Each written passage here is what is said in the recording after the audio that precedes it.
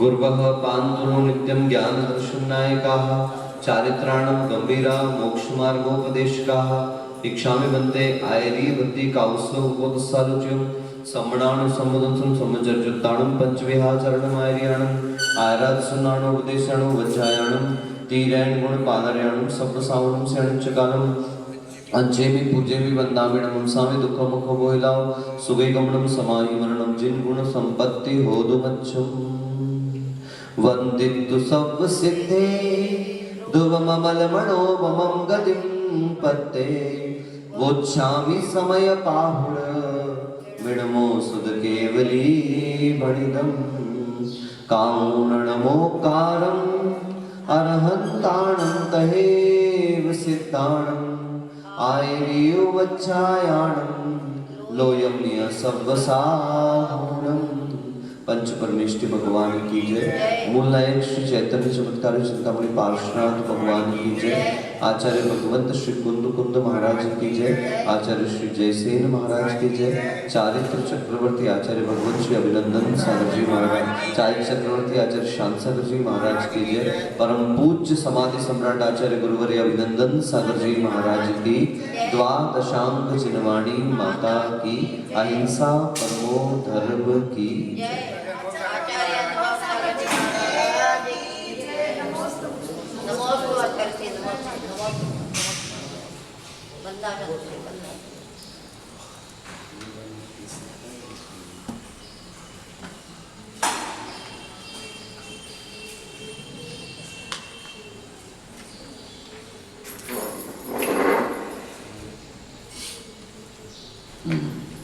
चलिए, कल हम लोगों ने पिछली गाथा दंसन नाम चरिताणी की टीका पूर्ण की थी और ये ज्ञात किया था कि जैसे जैसे गुणस्थान क्रम से जीव आगे बढ़ता चला जाता है वैसे वैसे उसका आश्रम भी क्या होता जाता है, कम होता जाता है।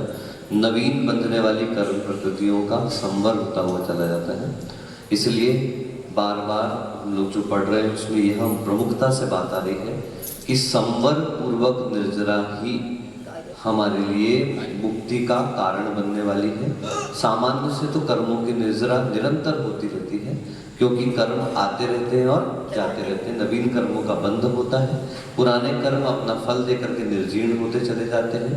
लेकिन यह संसार की प्रक्रिया में जो निरंतर ये कर्म का आगमन और गमन चल रहा है, उससे हमारा कोई लाभ होने वाला नहीं। लाभ आत्मिक दृष्टि से तभी होने वाला है जब वह संवर पूर्वक होगा, यानी कि नवीन कर्मों का आना रुकेगा। ये सारी जितनी प्रक्रिया हम लोग कर रहे हैं, जितनी सारी मेहनत आप लोग कर रहे हैं, सुबह सुबह 3-3 बजे से उठ करके जाप करते हैं, स्वाध्याय करते हैं, सामायिक करते हैं, प्रतिक्रमण करते हैं, हर एक क्रिया में उठने में, बैठने में, चलने में, बोलने में किस किस प्रकार से। अभी देखो, अभी महाराज जी आदि पुराण पढ़ रहे थे तो उन्होंने मुझे बताया कि जिनसेन महाराज जितना सुंदर वर्णन कर रहे हैं कि हे भगवान, मैं जानता हूँ कि मैं अगर वचनों से आपकी स्तुति करूंगा तो हे भगवान मेरी वचन गुप्ति बाधित हो जाएगी। हे भगवान, अगर पंच परमेष्टि रूप आपका स्मरण करूंगा तो अध्यात्म दृष्टि से देखूं, निश्चय नय की दृष्टि से देखूं तो मेरी मन गुप्ति भी बाधित हो रही है। हे भगवान, अगर मैं आपको, महाराज आप बार बार कह रहे हो ऐसे हाथ उठाओ, ऐसे पीछे पकड़ो, ऐसे नमस्कार करो, ये काय गुप्ति मेरी बाधित हो रही भगवान। लेकिन मैं इस काल में, इस परिस्थिति में, संसार की इस दशा में मैंने इतने पाप किए हैं, अनंत कालों के पापों का संग्रह जो है वो हे भगवान आपकी स्तुति से ही नष्ट होने वाला है। इसलिए अगर मेरी मन गुप्ति जाती है तो जाए, अगर मेरी वचन गुप्ति जाती है तो जाए, अगर मेरी काय गुप्ति जाती है तो जाए, हे भगवान, लेकिन मैं आपकी स्तुति करना नहीं छोड़ूंगा। ये एक पक्ष हुआ। दूसरा पक्ष ये कह रहा है कि देखो, जब भगवान की स्तुति करने में मन वचन गुप्ति को बाधा पहुंच रही है, तो अगर हम श्रवण पने को धारण करके अगर इधर उधर की बातों में लग जाते हैं तो आप सोचिए कि हमारे चारित्र में कितना दूषण लगता हो। सिर पकड़ के बैठ जाओ बस, अब तो ये स्थिति है। प्रत्येक क्षण क्यों बार बार, जैसे कल हमने आप लोगों को लिखने के लिए दिया, भाई 5 प्रकार के भाव हैं, औपशमिक, छायिक, छायोपशमिक, औदैहिक, पारिणमिक भाव। क्यों लिखने के लिए दिया? आगम की बातों में निरंतर लगे रहो। तत्प्रष्टव्यम तदेष्टव्यम तद दृष्टव्यम मुमुक्षुभिः, ऐसा पूज्यपाद महाराज ने कहा है। वही पूछो, वही सुनो, वही चर्चा करो, वही चिंतन करो। ज्यादा तो हम लोगों की बातें भी नहीं। अब लॉकडाउन चल रहा है, लोग नहीं आ रहे तो बहुत अच्छी बात है, महान कार्य हो रहा है, उनके लिए नुकसान हो रहा है, ये बात हम मानते हैं। पर किस किस के नुकसान के लिए हम अपना नुकसान करते रहेंगे? अब दूसरी समस्या खड़ी हुई, जो नहीं आ रहे हैं वो ज्ञानी जीव दूसरों से अपन को सूचना करवाते हैं। कल ही बोला था कि महाराज जी किसी को आने मत दे, सब ज्ञानी बन गए। अरे भैया, अकल थी तभी तो घर छोड़ा है, इतना विवेक था तब तो घर छोड़ करके यहाँ पे आए हैं। विवेक है तब तो नग्न होकर के हम विचरण करने के बाद भी निर्विकल्प हैं। विवेक है तब तो जाकर के आज ये संघ वगैरह सब साथ में बैठा हुआ है। अगर विवेक नहीं होता तुम्हारे जमान फैमिली लेकर के नहीं बैठे होते। सच अभी ये वातावरण में दो प्रकार के लोग घूम रहे हैं ऋषभ भैया, एक बहुत सावधानी बरतने वाले और एक ऐसे जो बिल्कुल सावधान नहीं है। जो बहुत सावधानी बरत रहे हैं वो सावधानी नहीं बरतने वाले को मूर्ख समझ रहे हैं, और जो सावधानी नहीं बरत रहे हैं वो सावधानी बरतने वालों को मूर्ख समझ रहे। बोले देख लो, इतने दिन से सावधान होकर के बैठे थे, बस वो एक दिन, एक क्षण, कितने कितने दिन तक के सारे लोग पैक होकर के बैठे। अभी जिन जिन परिवारों में चल रहा है, अपने आसपास के परिवारों, उनकी क्या, सब लॉकडाउन में थे, बहुत अच्छे से अपने परिवार के अलावा बाहर ही नहीं गए। लेकिन परिवार का कोई एक आध सदस्य कहीं से हुआ, फिर परिवार के साथ बैठा। इसलिए शुरुआत में जब हम सुनते थे आज से 4 महीने पहले कि सोशल डिस्टेंसिंग का मतलब ये नहीं है कि आप समाज से सोशल डिस्टेंसिंग रखें। सोशल डिस्टेंसिंग का अर्थ ये भी है कि अपने परिवार में भी डिस्टेंस बना करके रखें। क्योंकि देखो, बड़े परिवार जहां पर है, अब बात बड़े लोगों में चल जाएगी, मगर जब छोटे छोटे बच्चे भी उससे इन्फेक्टेड हो रहे हैं, 1 साल 2 साल 6 महीने की बच्चियां भी इन्फेक्शन हो रहे, तब भी लोगों को समझ में नहीं आ रहा। वो इष्टोपदेश की गाथा सार्थक हो रही। वनांतर तरुस्तवत आता ना, दह्यमान मृगा किरणे वनांतर तरुस्तवत। यहाँ पर संसार के सारे प्राणी क्या सोच रहे हैं? जंगल में आग लगी है, वो उधर ही लगी है, हमारे यहाँ तो आएगी नहीं। याद रखो, जंगल की आग को फैलने में वक्त नहीं लगता। अमेजन के जंगल याद करो, ब्राजील वगैरह भी वहां जंगलों में आग लगी थी ना, उस तरफ पूरी, बाप रे बाप, 50 करोड़ से ऊपर प्राणियों के मरण की सूचना थी। उससे ऊपर हो तो मुझे पता नहीं, शायद मेरी संख्या में कमी हो सकती है, मेरी जानकारी में कमी हो सकती है। अरबों खरबों ये तो जो दिख रहे हैं। कल महाराज कह रहे थे, महाराज वो ये चल रहा है ना, गिजाई गिजाई, ये देखो दब ना जाए, ये दब ना जाए, ये दब गई, ये दब ना जाए। मैंने कहा बेटा, ये 3 इंद्रिय दिखाई दे रहा है। क्या कहा? 3 इंद्रिय है, दिखाई दे रहा है तो अपन को पता चल रहा है। और जो नहीं दिखाई देते, चीटी कितने इंद्रिय? 3 इंद्रिय लो। और आ जाओ 4 इंद्रिय में, मोयला मक्खी दिखती है पागल, मोयला उड़ता है, जो सरसों में कीड़ा होता है वो तो दिखता नहीं। आप जरा से हरे या पीले कलर के कपड़े पहन के निकल जाओ, अपन को नहीं निकलना है, मतलब जो लोग निकलते हैं ग्रस्त, वो तुरंत उनके पूरे शरीर को घेर लेगा। कितने मर जाते हैं, कितने। अपन ही जब विहार करते हैं उस मौसम में, तब कितनी बुरी स्थिति बनती है, अपने ही शरीर में चिपक जाया करते हैं, किस किस प्रकार की स्थितियां बनती। इसलिए ये तो वो जीव है जो दिख रहे हैं, महाराज इतने सारे घूम रहे हैं। इसको ही तो महाराज साहब ने उस दिन अनंत कह दिया था, जबकि वो तो सिर्फ अभी असंख्यात ही है, असंख्याता संख्यात है। अब आप सोचिए, असंख्यात की ये स्थिति है, तो अनंत वालों की क्या स्थिति होगी, जो हमारे दृष्टिगोचर भी नहीं हो रहे। एक्स्ट्रा मत ना करते, सामान्य बैठ, जो हमारे दृष्टिगोचर भी नहीं हो रहे, जो हमारे देखने में भी नहीं आ रहे। यहां तक कि ऐसे भी नहीं है कि सूक्ष्म ही हो, बादल भी हैं, लेकिन हमारी आंखों में नहीं आ पा रहे हैं। ऐसे भी जीव संसार में अनंत ठसा। अभी सर्वार्थ स्थिति में हम पढ़ रहे हैं ना, मिथ्या दृष्टि जीवाः अनंतानंताः, एकेंद्रिया जीवा अनंतानंता, और त्रस्कायिका नामपि अनंतानंता, मार्गना लगा लो, नपुंसक वेदी अनंतानंता, काय योगी नाम लो।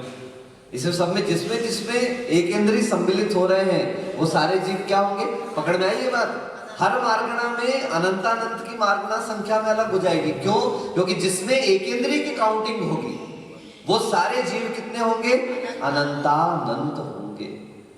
इस प्रकार से जो व्यक्ति जीव राशि को पहचानता है, समझता है, चारों अनुयोगों के सार को समझता है, there is difference between God and me, प्रभु और मेरे बीच में अंतर है, शक्ति की अपेक्षा से एक समान होंगे, लेकिन अभिव्यक्ति की अपेक्षा से, आचरण की अपेक्षा से, चारित्र की अपेक्षा से, व्यवहार की अपेक्षा से प्रभु और मेरे बीच में अंतर है।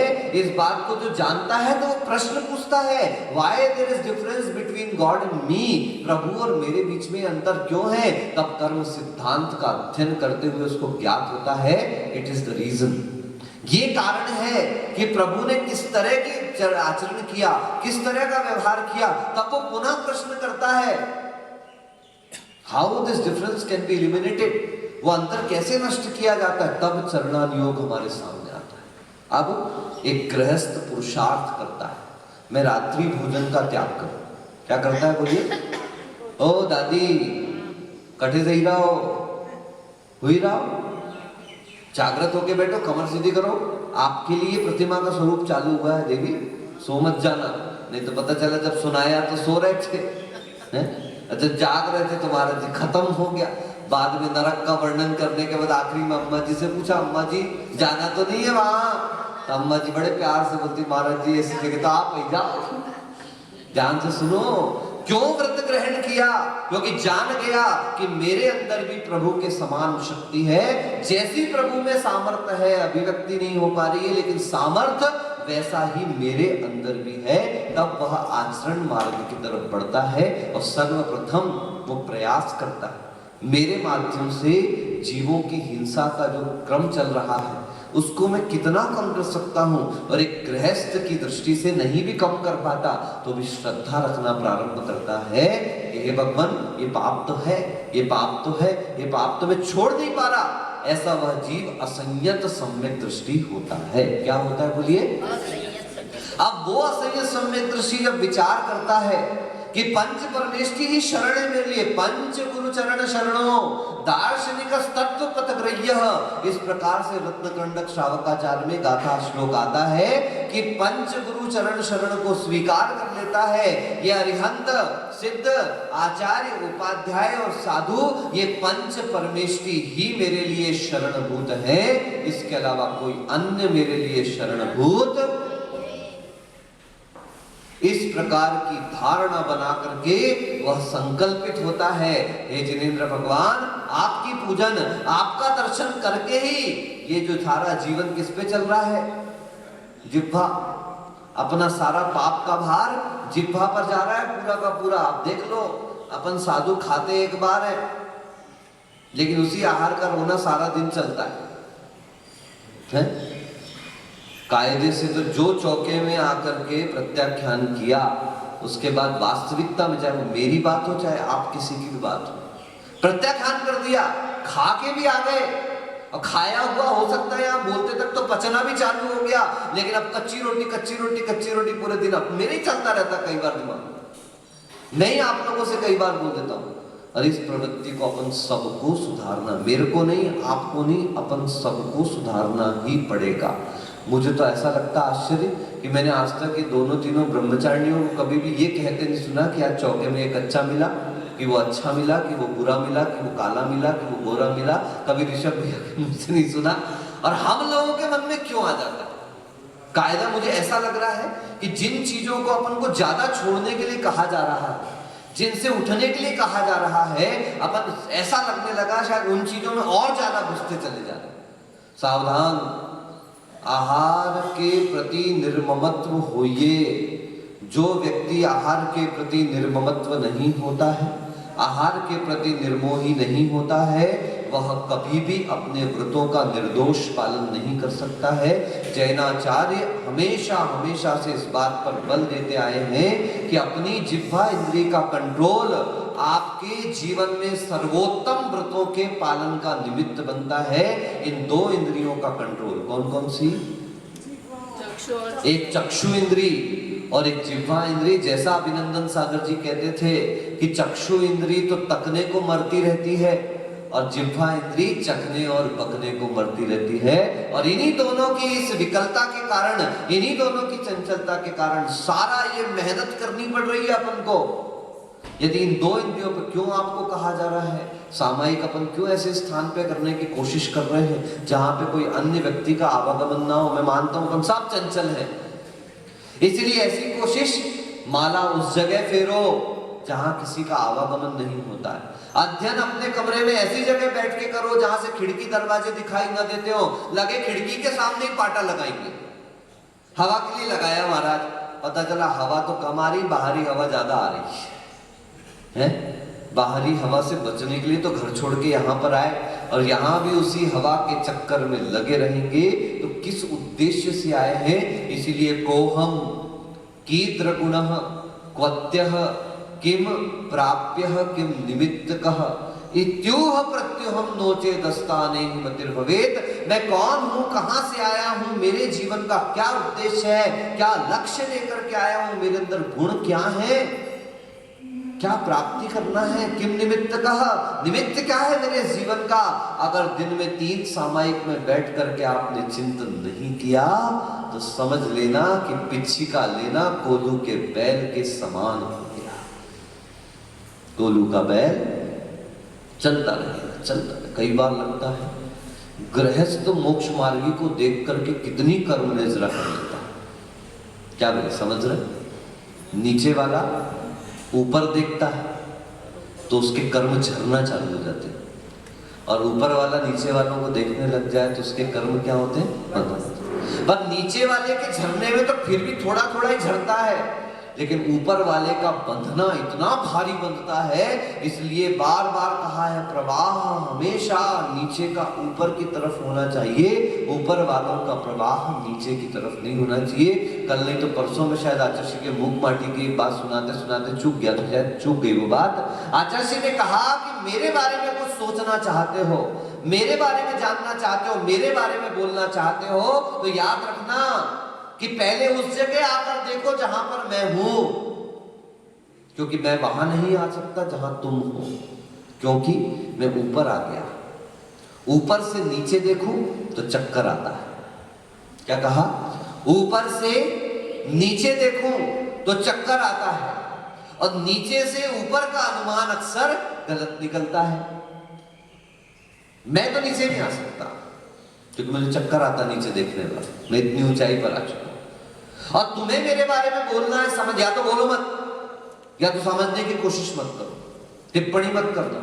और अगर मेरे ऊपर टिप्पणी करना चाहते हो तो पहले यहां पर आओ, क्योंकि नीचे से ऊपर का अनुमान गलत निकलता है। पहाड़ी दिखती पास में है, चल के देखो तो पैरों की अकल ठिकाने लग जाती है। पैरों में अकल नहीं होती, ऐसा कहते घुटनों में अकल होती है ना, पैरों की अकल ठिकाने लगती, पैरों के ठिकाने लग जाते हैं, उससे अपनी अकल ठिकाने लग जाती है। अब इसीलिए आचार्य ने कहा कि इसलिए मेरे बारे में कुछ कहना है तो मेरी जगह पर आकर के पहले बैठो, लेकिन याद रखना स्थान की दृष्टि से नहीं, क्या आचरण की दृष्टि से। क्या कहा? आसन की दृष्टि से नहीं, आचरण की दृष्टि से मेरे स्थान पर आकर के बैठो, तब समझ में आएगा इस पद का मूल्य क्या है। क्या कहा? आसन की दृष्टि से नहीं, टिक नहीं बैठो, आसन की दृष्टि से नहीं, आचरण की दृष्टि से देखना, तब आपको समझ में आएगा कि जगह का मूल्य क्या होता है। दूसरे को कहना तो बहुत आसान है, मुनियों पर टिप्पणी करना बहुत आसान है, साधुओं के बारे में कह देना बहुत आसान है। उस मार्ग पर चल करके देखो, ध्यान रखना कब्रों से नानी और दादियां निकल निकल के बाहर आ जाएंगी, अकल ठिकाने लग जाएगी, पता नहीं चलेगा जीवन कब शुरू हुआ और कब खत्म हो गया।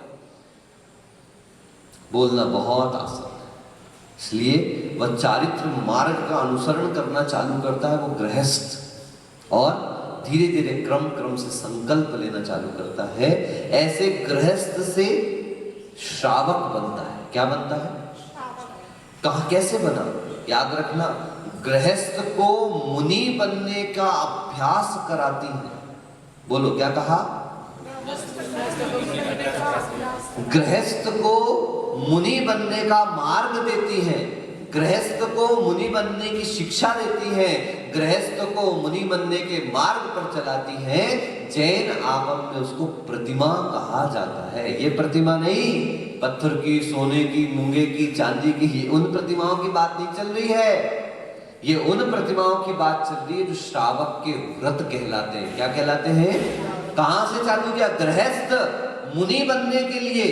क्या बनने के लिए?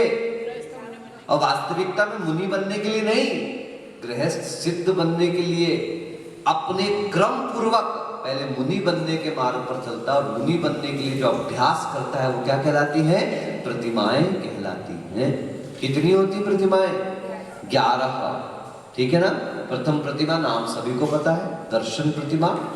दूसरी व्रत प्रतिमा, तीसरी सामायिक प्रतिमा, चौथी प्रौषध प्रतिमा, पांचवी सचित्त त्याग प्रतिमा, छठवीं रात्रि भोजन त्याग प्रतिमा, सातवीं ब्रह्मचर्य प्रतिमा। इसमें छठवीं प्रतिमा में किन्हीं आचार्यों ने, श्रावकाचार्य में दिवा मैथुन त्याग प्रतिमा भी रखा हुआ है। सातवीं प्रतिमा हो गई आपकी ब्रह्मचर्य प्रतिमा, आठवीं प्रतिमा आरंभ त्याग प्रतिमा, नवीं प्रतिमा परिग्रह त्याग प्रतिमा, 10वीं प्रतिमा है अनुमति त्याग प्रतिमा, और 11वीं प्रतिमा है उद्दिष्ट त्याग प्रतिमा।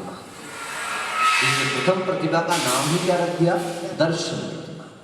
दर्शन का मतलब ये नहीं कि देव दर्शन, वो तो करना ही है, वो तो एक सामान्य गृहस्थ सम्यक दृष्टि बनता है, वहीं से वो दर्शन के संकल्पित हो जाता है। यहां पर पंच गुरु ही शरण है। ऐसे अपने सम्यक दर्शन को पवित्र करता है, पक्का करता है, अपने ग्राउंड को बिल्कुल फर्म कर देता है। ऐसा वह प्रथम प्रतिमा कहलाती। कौन सी प्रतिमा? दर्शन प्रतिमा। इतना जरूर है, आचरण रूप में देखें तो अब वह व्यक्ति जो है, श्रद्धा रूप तो बात अलग हो गई, दो बातें चलेंगी, श्रद्धा रूप और आचरण रूप। आचरण रूप में वह उस प्रतिमा के स्वरूप में, उस प्रतिमा में दर्शन किए बिना वह भोजन पानी ग्रहण नहीं करता है। लेकिन आचार्य भगवंत प्रथम प्रतिमा को प्रथम प्रतिमा मानते ही नहीं थे। वो ग्राउंड है एक्चुअली। ये इसको कोई फर्स्ट फ्लोर नहीं कहेगा, ये क्या कहलाएगा? ग्राउंड फ्लोर कहलाएगा। फर्स्ट फ्लोर कौन सा कहलाएगा? ऊपर। तो ऐसे ही प्रथम प्रतिमा को आचार्य भगवंत ग्राउंड फ्लोर कहते थे। तो ग्राउंड फ्लोर को प्रतिमा में गिनती, क्योंकि आजकल बहुतायत में ऐसा सुनने को मिला है, महाराज जी हमारी एक प्रतिमा है, महाराज जी हमारी एक प्रतिमा है। तो एक प्रतिमा नहीं, प्रतिमाएं कितनी होती हैं? 2। 2 से ही पंचम गुण स्थान की व्याख्या चालू होती है। 2 से ही अपन को प्रतिमाओं के स्वरूप को स्वीकार करना चाहिए, क्योंकि व्रत तो वहीं से हुआ। एक प्रतिमा तक तो सामान्य ही जीवन था, बस इतना ही हो गया कि दर्शन के बिना भोजन पान। तो ऐसा तो असह्य सम्यक दृष्टि भी नियम लेता है। चतुर्थ गुण स्थान वर्ती एक सामान्य सम्यक दृष्टि भी संकल्पित रहता है। कई बच्चे मिल जाएंगे, अभी छोटे छोटे बच्चे कई लोहारिया में ऐसे हैं जो भोजन मतलब पानी भी मुंह में नहीं लेते भगवान का मुख देखे बिना। तो क्या उनकी पहली प्रतिमा स्वीकार कर लेंगे क्या? नहीं। पहली प्रतिमा दर्शन विशुद्धि की प्रतिमा, दर्शन निर्मलता की प्रतिमा है, दर्शन को और पक्का करने की प्रतिमा है कि पंच गुरु चरण शरणई। अब मात्र ये अरिहंत सिद्ध आचार्य उपाध्याय साधु जो निर्ग्रंथ है, निरालंब है, निर्विकार है, उनको ही अपना आराध्य स्वीकार करने की जो भावना है वह कहला गई आपकी दर्शन प्रतिमा। द्वितीय प्रतिमा है दर्शन के बिना भोजन नहीं कर सकते। परंतु अभी का जो वातावरण चल रहा है, अभी सुनना इसमें, ये बड़े बड़े आचार्यों ने आपको इस प्रकार से अनुमति दी हुई है, क्योंकि ये अभी वैश्विक महामारी है। और आप ये बात ध्यान रख करके चलिए, क्या हम चाहेंगे आपको मंदिर से दूर करना? क्या कोई भी दिगंबर मुनिराज चाहेगा कि हमारा श्रावक मंदिर से दूर हो जाए?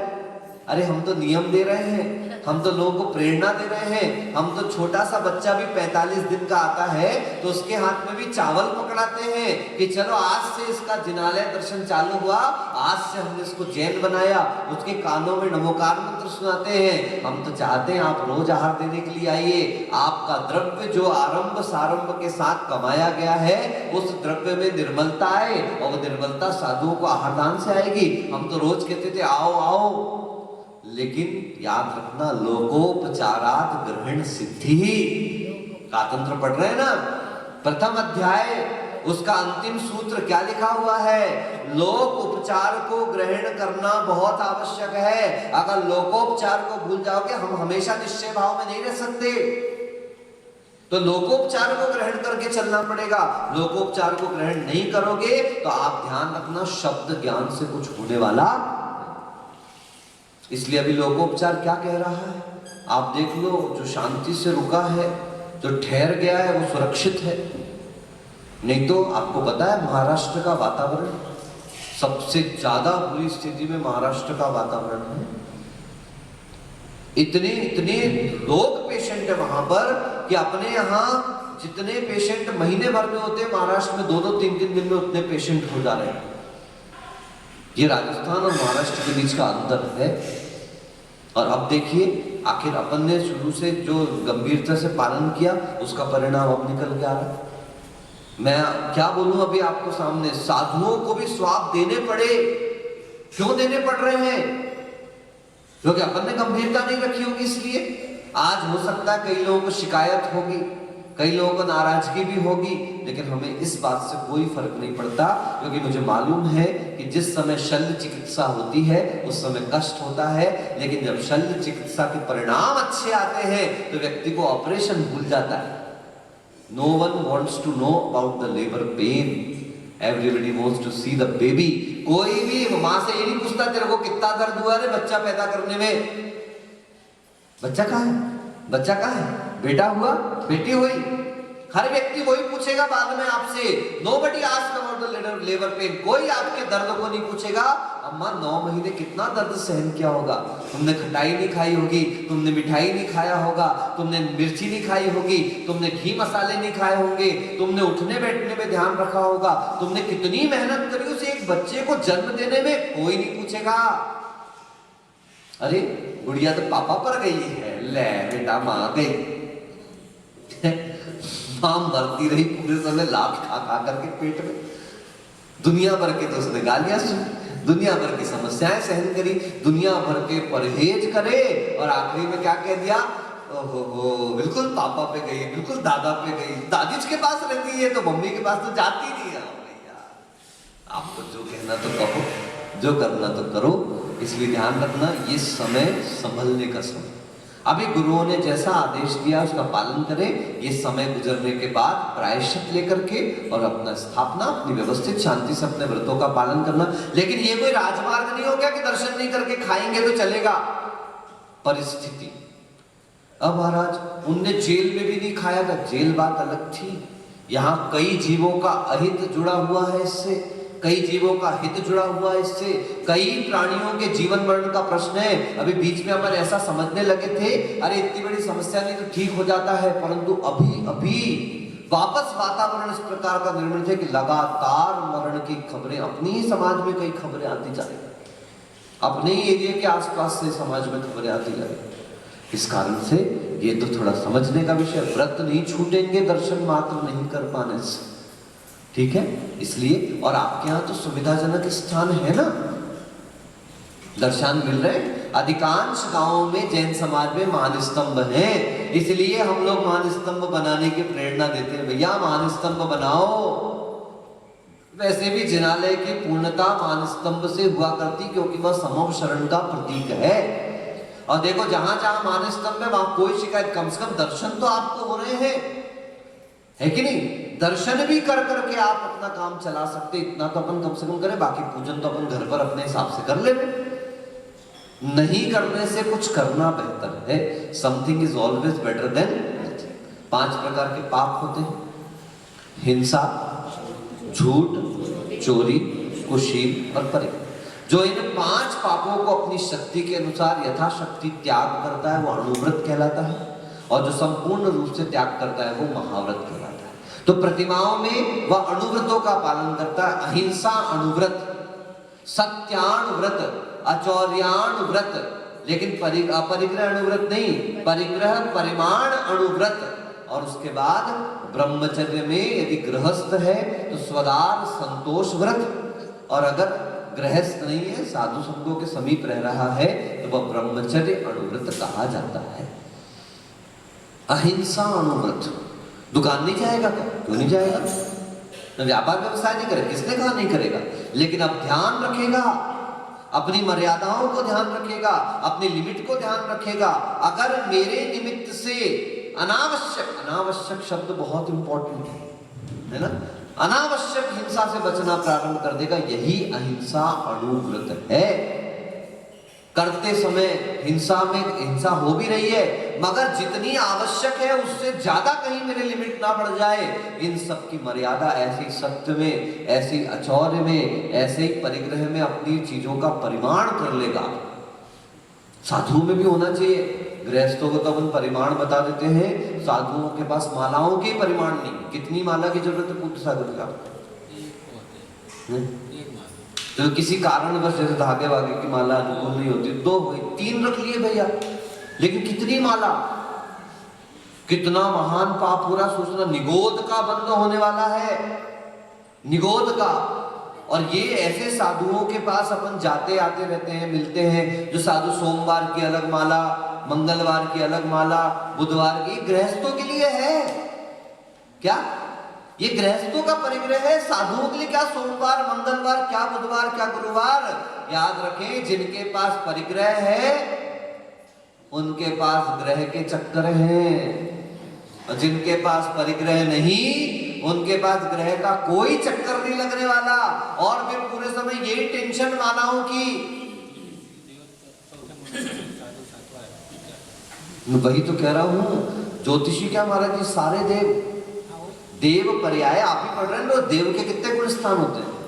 4 नहीं महाराज, हो सकता है उनका प्रभाव पड़ता है, लेकिन पर ये ध्यान रखना कि जो व्यक्ति व्रतों को धारण कर लेता है, ब्रह्मचर्य का अनुपालन करता है, परिग्रह मूर्छा भावों से दूर रहता है, उसको ग्रह प्रभावशाली उतने नहीं हो पाते। क्यों नहीं मानेंगे? बार बार मानेंगे। सम्यक दृष्टि है तो मानेंगे, और मिथ्या दृष्टि है तो महाराज कशी नहीं कर पाएगा आपको। अगर आप पक्के हो तो परिग्रह चिंता दुख ही जानो, ऐसी कहा गया। इसमें आता है उत्तम क्षमा माधव की पूजा आती है, उसमें आता है हाँ, लोभ पाप का बाप बखाना, परिग्रह चिंता दुख ही जानो। सच है, बिल्कुल बिल्कुल। अपन तो बहुत अनुभव कर रहे हैं इस बात का। जब जितनी चीजें बढ़ती हैं उतना विकल्प बढ़ता है। अभी हम चंदू जी का गढ़ा गए थे, इतनी शांति थी महाराज, पिछी कमंडल लेकर के चले गए, पिछी कमंडल लेके वापस आ गए। कोई शास्त्र का विकल्प नहीं, कोई शस्त्र का विकल्प नहीं, किसी वस्त्र का विकल्प नहीं, किसी अस्त्र का विकल्प नहीं, किसी का विकल्प नहीं।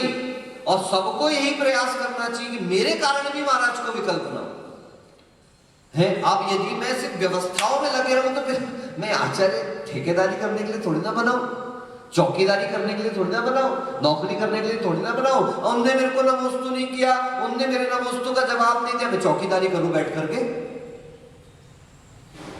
उनने मेरे को बदनामी नहीं किया, अरे भैया हाथ जोड़े, हम बदनामी करने महाराज नहीं बने। हम नमोस्तु, अपना कर्तव्य करो। क्या करो? कर्तव्य करो। और जब ऐसा लगता है कि सामने वाला किसी कषायवश आपके साथ ऐसा कर रहा है तो ध्यान रखना, माध्यस्थ हो जाओ। क्या हो जाओ? आप लोग माध्यस्थ भी नहीं हो पाते हो फिर। अब माध्यस्थ का मतलब नहीं है, माध्यस्थ का मतलब कोई सामने वाला है, सहजता से अपन से बात करी, अच्छे प्रसन्न होकर के उससे बात करो, दुश्मन नहीं है। बस कर्म का उदय विपरीत चल रहा है। क्या चल रहा है? बस इतना ध्यान रखना, कभी भी किसी प्राणी से कुछ गलत काम हो जाए, कर्म का उदय विपरीत चल रहा है, बस इतना ध्यान रखना। हे भगवान, उसका भी कर्म शांत हो। क्या भावना करना? कर्म शांत हो, वैरी के भी भाव धारते वैरागी। वैरागी के भाव क्या रहते? कि वैरी का भी कर्म शांत हो जाए, वो ये नहीं कहना वैरी को सजा मिल जाए, वो मिल जाए, वो मिल जाए। बेटा कर्म का फल मिलेगा, नहीं कहना अपन को मिलेगा, उसको तुम्हारे कहने से नहीं मिलेगा, उसको तो मिलेगा। Newton third law of motion, for every action is equal opposite reaction. ये तो न्यूटन का भी सिद्धांत है, अपना भी सिद्धांत है। बोया बीज बबूल का, तो आम कहां से हो, मिलेगा। तुम क्यों बोल रहे हो, तुम बोल के क्यों कर्म बांध रहे हो, तुम बोल के क्यों गड्ढे में गिर रहे हो। याद रखना, यहां तो जो कीचड़ उठाएगा उसका हाथ छपेगा। इसलिए प्रभु मैं कीचड़ ना उठाऊं। आपका स्वभाव कीचड़ उठाने का नहीं है, आपका स्वभाव तो कीचड़ हटाने का है। अपनी तो कीचड़ हटाओ, जो करेगा सो, याद रखो अच्छे से, जो करेगा सो भरेगा।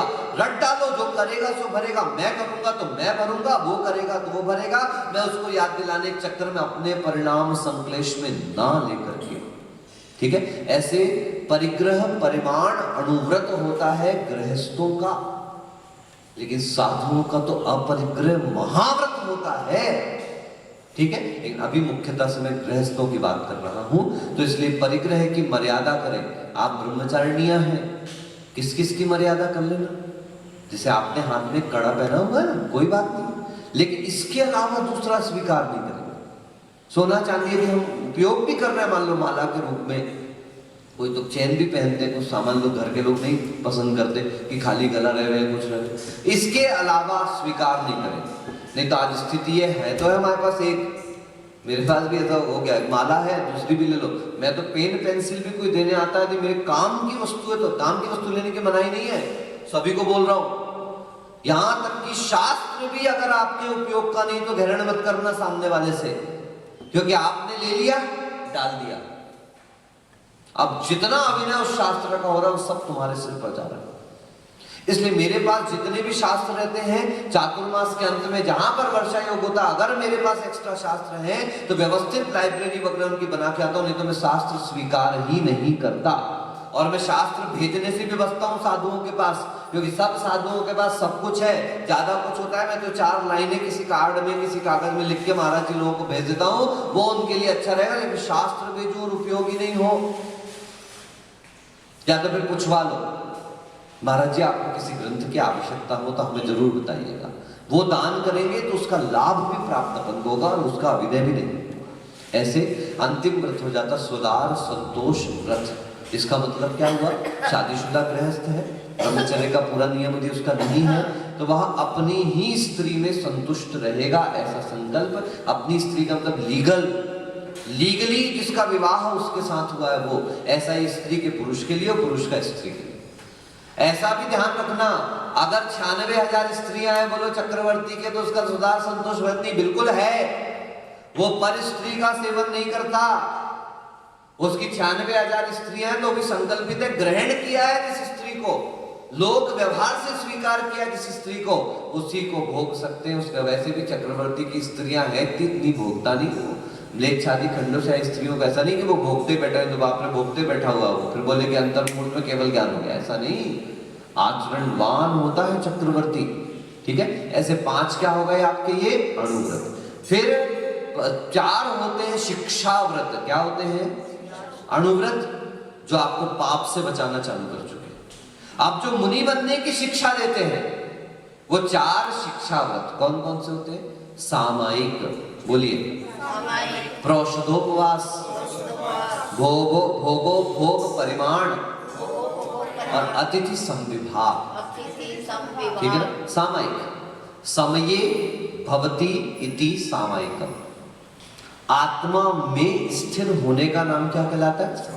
अभ्यास रूप में वो मुनियों के समान सभी सामर्थ्य को छोड़कर दिन में 2 बार 3 बार, ठीक है, कुछ घंटों कुछ सेकंड कुछ मिनटों के लिए, कम से कम घड़ी से ऊपर वो अभ्यास रूप में ध्यान पे बैठता है। पंच परमेष्ठी का स्मरण करे, अपनी आत्मा का स्मरण करे, जिसमें उसका ध्यान पर पदार्थों से उठे, वह सामायिक व्रत कहलाता है।